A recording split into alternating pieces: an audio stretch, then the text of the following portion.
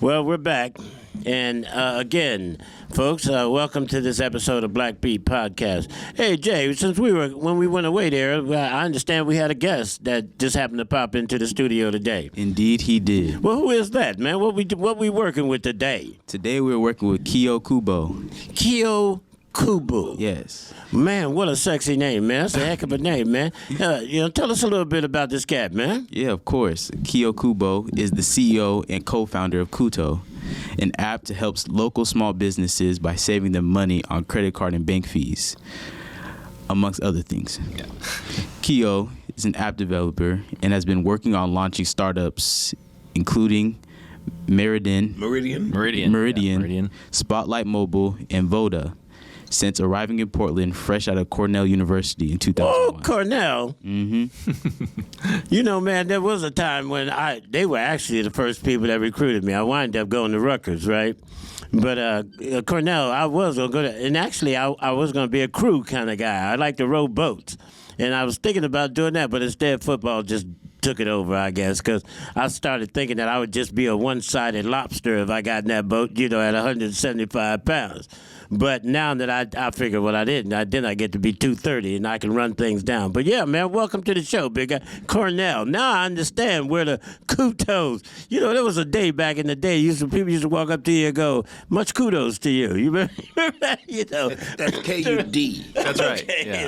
Right. Hey, man, welcome to the show today, man. Same, man. That is a heck of a name. So, Kubo and then Kuto is the name of your app. Yeah, that's right, yeah. Tell us a little bit about it, man. Talk to us a little bit about it. Well, I mean, Kiyo? the name was, the name Kudo, we spent a very long time trying to come up with a name. I hate naming things. Like my wife has named both of my children, and I'm not a person to name things. But we were just trying to come up with something, and one of our advisors was like, what about Kubo, like my last name? Yeah. And I was like, no. And so we were kind of trying to figure out why we liked that word, Kubo. It has sort of a nice feel, I guess. Yeah. It rhymes with CEO. Maybe that's it. Well, it has this nice, sort of has, I think, that strong Kiyo consonant Kubo, start, and then CEO. it kind of has a nice finish with the O. So we were trying to think of words that had sort of a similar kind of feel, I guess. Right on, man.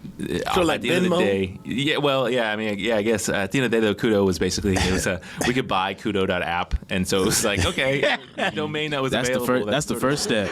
Yeah, getting the domain is sort of number one, so that's how it ended up with that. And then, it has nice connotations because it sounds like kudos, right? Like right on, okay. okay. For, doing something. Okay, tell us a little bit about this app, man, and what you're doing these days with this product. Yeah, we started it.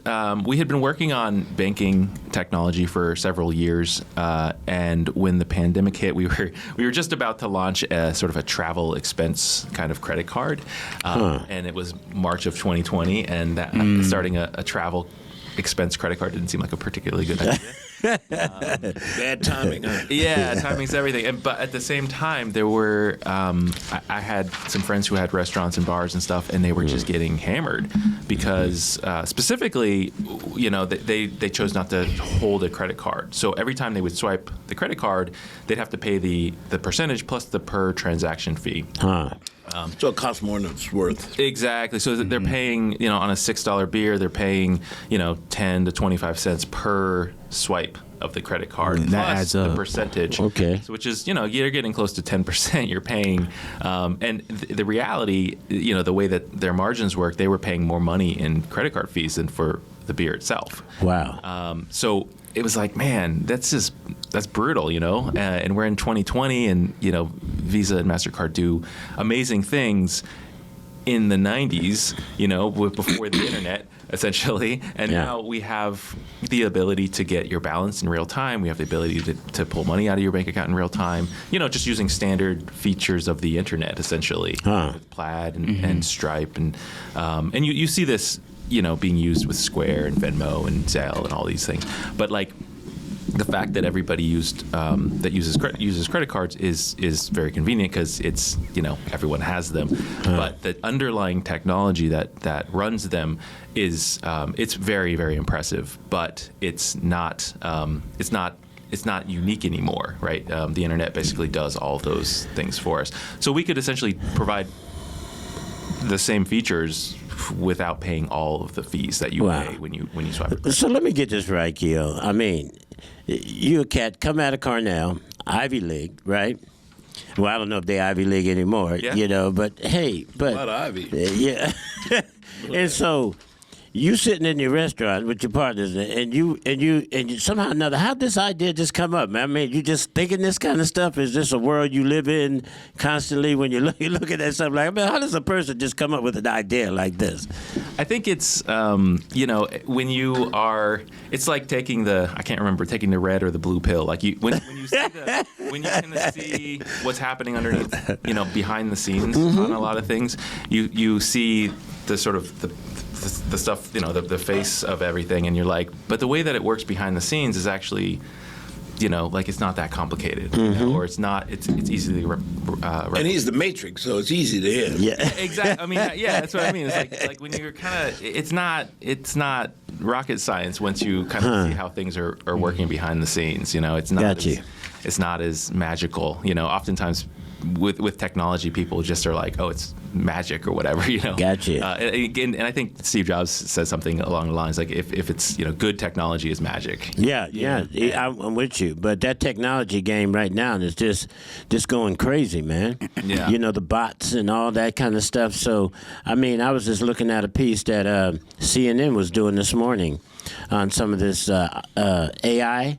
The stuff that we've been looking at over the years, man. I tell you, that augmented reality and all that stuff, they just said it's just gone crazy, man. Yeah. But for you and your company, you're looking at saving businesses money. Is that what I'm hearing? Primarily is the focus? That was where we started. So we realized that a lot of the sort of underlying sort of fundamental technology we could, anyone could use modern internet technologies and build solutions that would essentially allow you to save the money that you're paying in credit card swipe fees.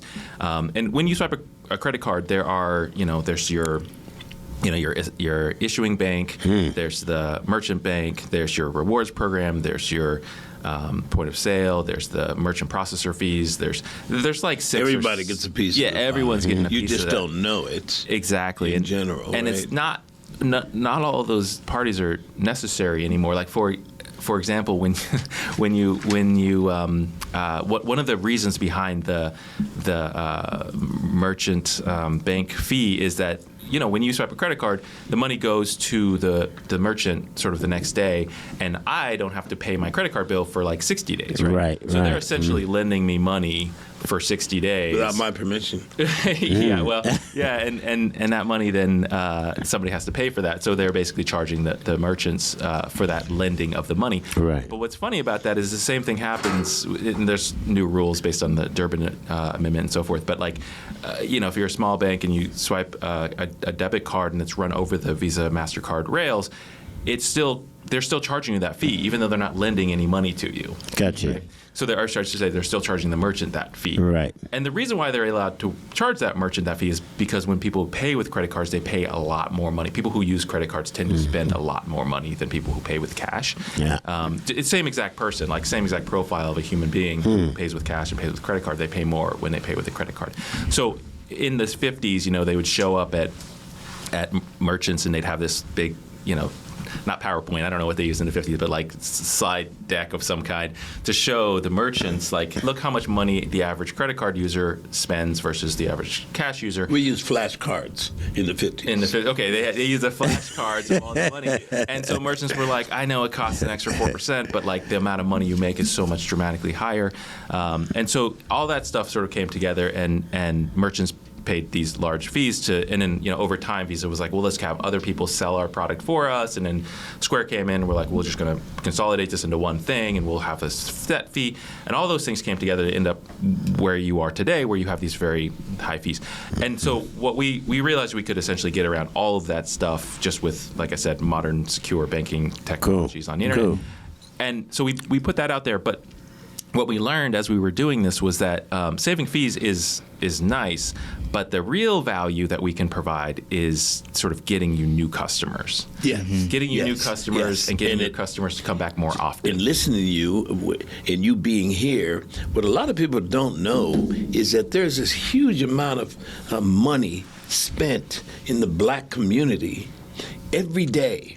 But a lot of people will bypass us because they think, oh no, there's crime in this. Yeah, there's no buying power There's there, no billion, money, about yeah. $1.5 billion a day Yeah. spent in the black community at least. And if people just market it and stop assuming that just because we look like we look and people say whatever they say, we know how to spend money if we don't know how to do nothing else.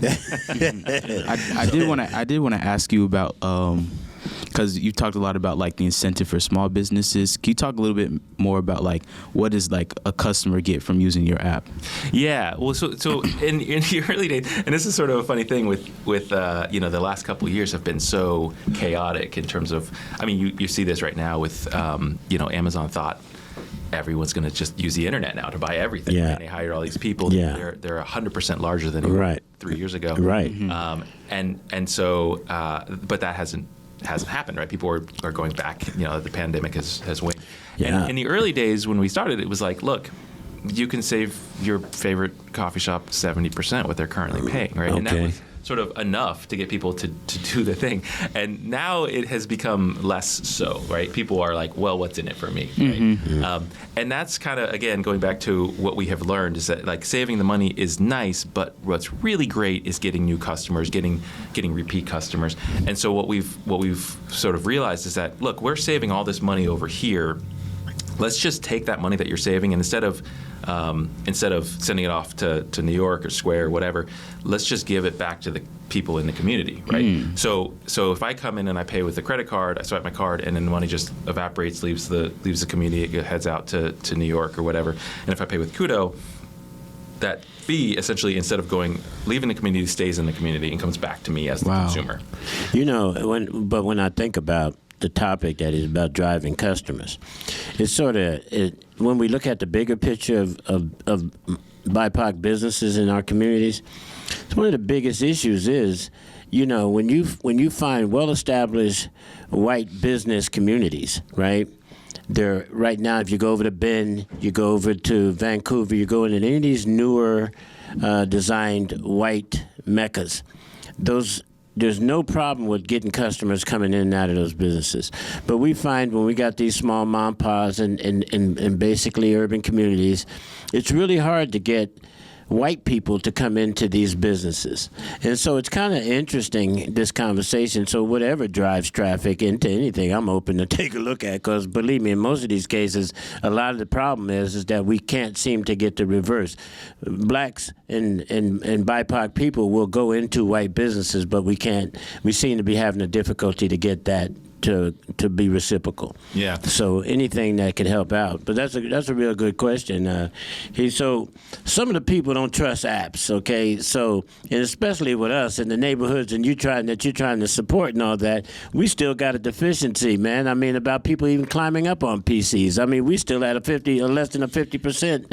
Yeah, we're not even on the highway. We need to be on the highway. So how do we begin to look at, within this system, does this system sort of help encourage that kind of momentum to get people more involved in these types of things? I would assume it would. One of the things we learned early on was that if the business, if the business vouches for it, then the consumer will be like, well, they think it's okay, so I'll do it. And we were a little surprised by that. I think the other thing is just the overall place where we are in history. Like, people are really used to using Venmo. They're used to using Cash App. They're used to using Mint. They're used to using all those other things, these right? services that essentially use the same tools that we use. We use Plaid, for example, to get bank information. And all the banks have sort of come on board with this sort of modern way of allowing third-party access. So all the things we're doing are, very standard. Okay, right on. American Express uses the same tools we use. But yeah, just people in general have gotten to a place where they're used to doing this thing, and then we find that when the business tells you, hey, this thing is okay, then people will also feel more comfort. So what other incentives do you offer the consumer? Yeah, so we essentially, like, number one, you know, you get those fees come back to you, right? Okay. Instead of essentially leaving the community. The other thing that we're focused on is helping. It's really, really easy, right? So it's actually faster than other ways of paying.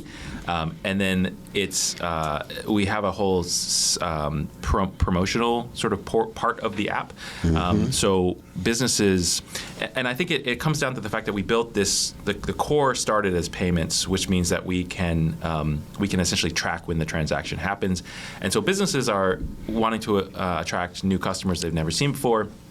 And when you make a payment with Kuto, we know that you made a payment, so businesses can feel comfortable making really attractive promotions and know that they're only going to go to people who haven't been there before, essentially. Okay. They're not giving their regulars 50% off, for example. So Kubo, I want you, Jarrell.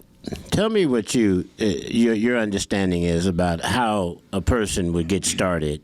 In your understanding of this, how does this all work in your understanding about what it is that they do? Do you download an app? Do you get a card? What is this? How does this all work in your mind? Well, the typical process, like if I'm a customer, is I download an app and then I'll put my bank information into the app, so that I can do the payments. And then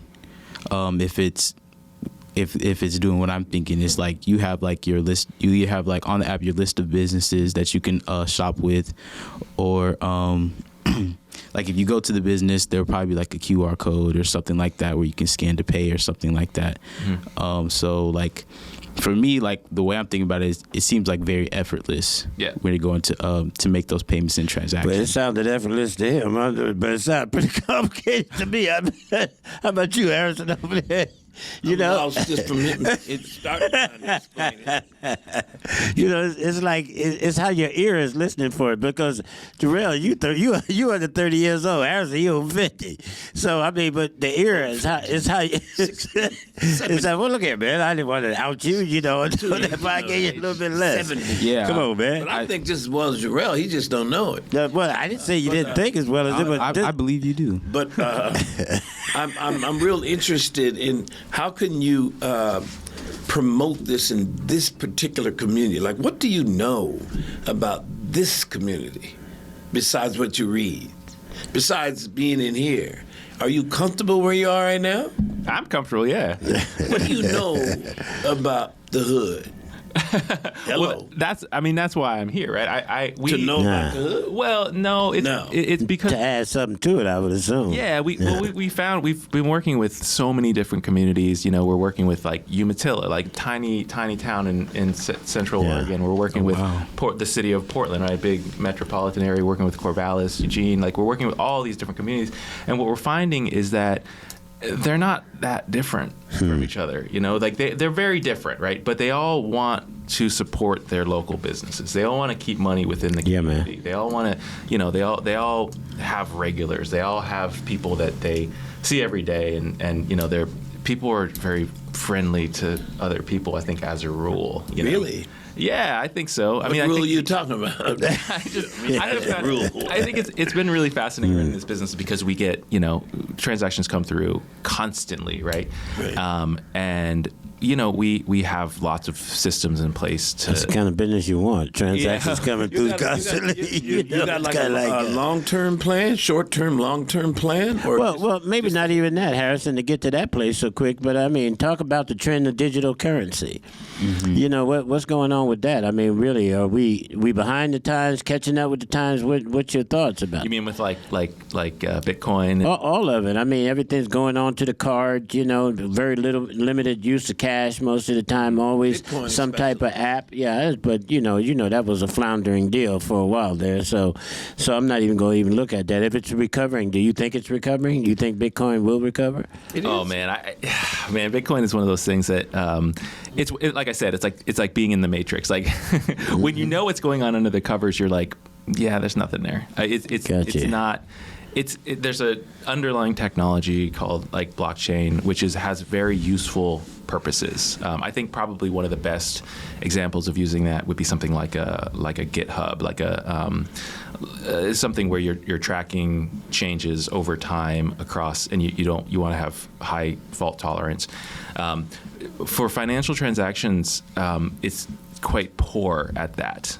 Like when we're doing the things that we're doing every day, you're talking about making an update to literally millions and millions of devices when I go in and make a $2 purchase for a soda or something. Like that doesn't make any sense. And so like Bitcoin it was sort of conceived as this sort of stateless currency. And I think that actually is a valuable it's a valuable thing, especially when you start thinking about, I mean, there's some really weird edge cases like if you're thinking about how, imagine that the state fails, right? And all your money is in U.S. dollars, we'll say. Yeah. If the U.S. government were to major issue. Yeah, have some issues. As a sort of rule, you generally want to be diversified, right? So it's like, okay, do I buy commodities? Yeah, do I buy gold, right? Yeah. So now I might have a whole briefcase of gold that I have to carry with me. A little heavy, yeah. So like that kind of thing where you're trying to figure out, and so you're like, okay, maybe the U.S., maybe we should diversify into foreign currencies. So what is a state that will stay, active if the U.S. government fails? Is it Australian, dollars or what? And you start to try to figure out, and that's where I start to think, well, something like Bitcoin makes sense, right? It's a stateless currency. It doesn't depend upon whether this government is. And I'm not by any means a conspiracy theorist. I don't think that we all got a little bit of conspiracy in us. I do believe in diversification of assets. So that's where it feels like a valuable thing. However, it's so crazy volatile that it's a terrible place to put like your nest egg. Yeah. Right. Yeah. And I think the other thing about digital currency is that the U.S. dollar says right on it, like property of the United States government, right? Right, sure do. And the only reason why, if I hand you a dollar, you feel comfortable accepting that is because ultimately you can take that dollar and you can take it to the Fed and say, hey, give me my gold for this dollar, right? Right. Now that used to be. It don't happen no more. Yeah. Mm-hmm. But it's backed by the full faith and trust of the United States government. Yeah, and in God we trust is on there too. Yeah. Ultimately there is a buyer of that asset. So you know that it will have value. With Bitcoin, there is no ultimate buyer, right? It's only if I can convince Jarrell to buy it from me that it has any value. It has value, yeah. And so you end up with this situation where if you take a 1,000-foot view of it, and again, a lot of this stuff is probably pretty controversial to a lot of people. Yeah, it is, but that's okay. But I'm just like, if you don't have an ultimate buyer, then you have to convince someone else to be the buyer, which looks a lot to me like, greater fool. Well, man, but that was how the greenback was established too. It was sold to us, But you had the full faith of the U.S. government if you believed the U.S. government, which, if you don't believe in the U.S. government, you kind of have a lawless land and so forth. And so it feels like, okay, we got bigger problems if the government fails or whatever. But anyway, I think it's a valuable concept. I don't think that the current way that it works is particularly great. And I don't think that the reason it was made. It kind of depends on how much money you have, because I make money off of Bitcoin. I've never lost money on Bitcoin. Because someone else is willing to buy it from you. Yeah, absolutely. As long as someone else is willing to buy it from you, then you can keep making money on it. And that's the problem that I have with it. If somebody stops deciding they want to buy it from you, then it stops being valuable. So Mr. Kubo, I need you to do me just a small favor, because I'm a little left-brained and a little slow. I've been hitting my head too many times over the years of a lifetime, right? Now, I'd like you to just, for our listeners, I really, man, want you to break this down in layman's terms as to the benefits that our community and businesses and anybody else who participates with this in your app. What is the upside? What's the benefits, man? And why should we incentivize our listeners to take part in this? Yeah, so like I said, essentially at the end of the day, when you use a credit card, a big chunk of the money leaves the community. Right. And when you pay with Kuto, it all stays. You want to keep it in, Exactly.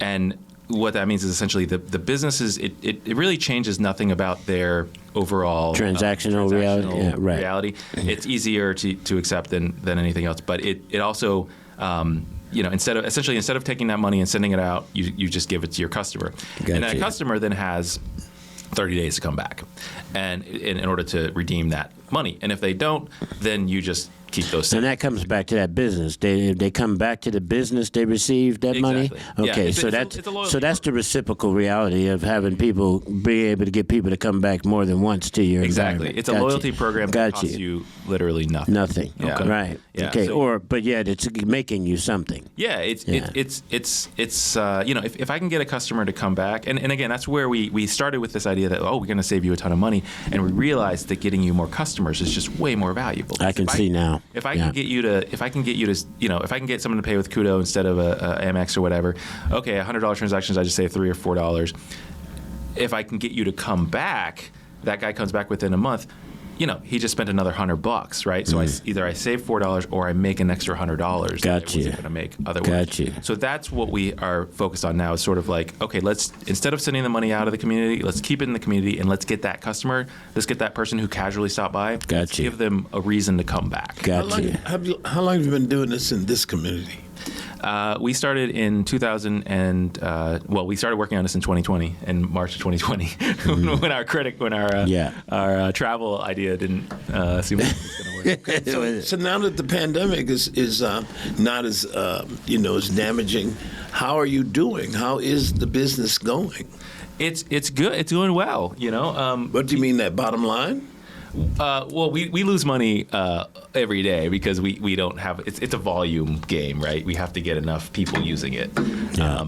But the fundamentals of the technology work, right? So every time someone makes a purchase, there's a very small. Are you now losing more money than you're making because you're in that process of starting to be established? Yeah, we lose more money than we make because we have to have people to try and get to the scale that we need to get to. Yeah. But you must have a nice thing of money, because if you lose more money than you're getting, you must have a nice, bag up.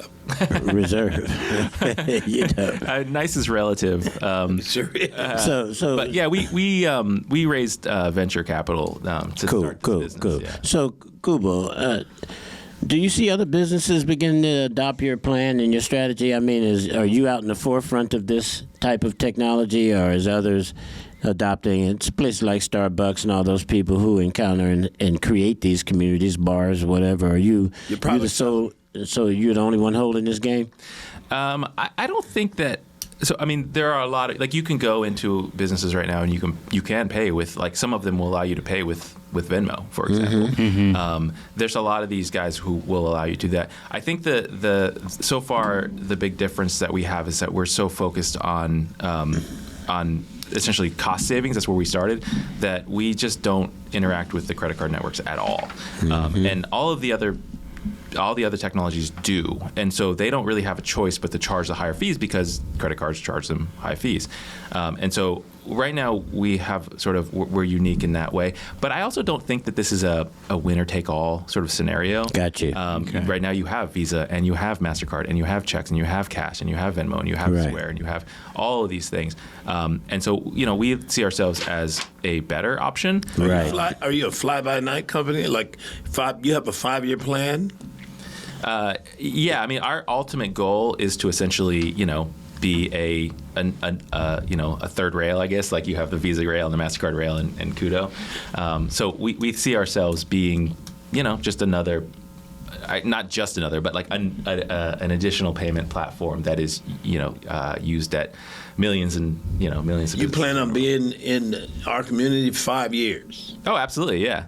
Yeah, I mean, we can't. Well, what's survive. wrong with that, man?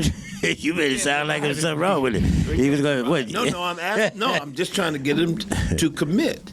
To me, he's committed for at least 5 years, because that's the kind of around the time when people are starting to make money. People are starting to be more, comfortable with spending their own money in order to make money. 5 years. So that's why I asked about. Yeah, I mean, like you had asked earlier, we are a venture-backed company, so we have to, You have to plan ahead. Yeah, we have to plan ahead, and we don't make as much money as we spend today. But you will make a lot more. Yeah, yeah. And Yeah, exactly. Well, if communities find the value, then we will. Ultimately, we only deserve to exist if we're providing a service that Right. people No want. question. And if people don't want this, then we don't deserve to exist. so, Kubo, so in light of that, looking down the road at that, and since you have foresight and vision and perhaps some projected thoughts, you know as well as I do, with prosperity comes some sense of responsibility and obligation. What are some of your other philanthropic causes that your organization supports, and that's beyond just the actual application that you're developing? Are you doing other things Oh, with, yeah, for with sure. the package? Absolutely, yeah. I mean, that's one of the things that we're so excited about, is that we have, when you have one business, and I mean, you guys know this as sort of the district, right? Yeah. When you have one individual business all by themselves and they're asking for help, there's 100,000 other businesses all asking for help, right? Yeah. But when you combine them all together, you have one entity of 100,000 businesses Yeah, that man. asking for help. Yeah. And it's it's for the government or for third parties. It's much easier to help that one organization that has 100, like you Yeah, guys. yeah. And so what we've learned is that by banding together all these businesses within a community, we can ask for help for that whole community and make it really efficient and make it work. Right on. Perfect example is in Corvallis. We support an organization called It's On Us. It's On Us is a food insecurity organization, and they were started during the pandemic, and they're going strong. And essentially, the way that organization works is they help people who are food insecure by giving them vouchers to eat in the community. So what they were seeing at the beginning of the pandemic were these lines at McDonald's, and nobody shopping at the local store, which in some cases just had to shut down, right? And so they were like, what if we raised some money and made it so that food insecure individuals could get food and they would get it from the local community. And the way they originally set that up was somewhat complicated, because you had to enroll the businesses and you had to enroll the consumers and you had to explain how the whole system worked. And it's pretty complicated when it's sort of a one-off. Like if one person comes in a day and says, I'm paying with this food voucher thing, it can Right. be a little complicated for the people behind the register. And so we teamed up with those guys, and now they just click one button and like hundreds of people get a text message. Wow. They claim their Kudo credits, and then they just walk into any one of the restaurants in town and they get paid, and it's very dignified. They don't have to say, Wow. hi, I'm here and I'm paying with my food voucher because I'm poor. Yeah. Instead they just say, hey, I'm paying on Kudo, and that's it. And Right so on, man. It's a very dignified way to support food insecurity. Yeah, I think, and that's, you definitely tapped into another interview for sure on the dignity, part about, how people do their transactional things, and then how does those transactions actually make you feel? I mean, God, how many times have I handed money to somebody that I knew didn't like me, or that was really not a good experience, man. And not even to talk about the food stamp thing, back in the day. Yeah. I mean, that set precedence for me. The first time I ever had to go down with one of them things, the piece of paper, I never did it again after that. Not food stamp, that's food insecurity. Exactly. Yeah, Yeah. yeah. But I mean, it's real. Like it's having to pay in a sort of dignified way is, I think, important. Yeah, man. Yeah. Well, Kubo, I really do appreciate you coming in here and working with us today, man, and sharing with our community a little bit about what this app really is all about, man. And I think that, Jarrell, if I'm not mistaken, I think, as a young man, you see the future with this coming.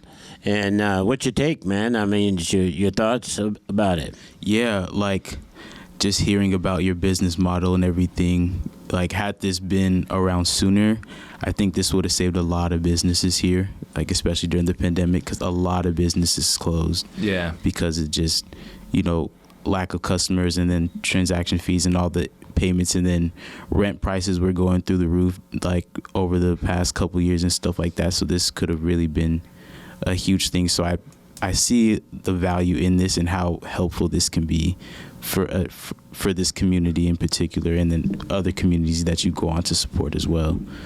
The best of us is in front of us, and we're certainly glad you're moving. So, Harrison, what's your take on it? Because I'm going to be coming along. I'll get the Kuto card, but, you know, and if it's going to save us some money, I'll swipe it like I do all these other cards. You know, it's like, what's your thoughts, man? My take on is to wait and see, to see how it pans out.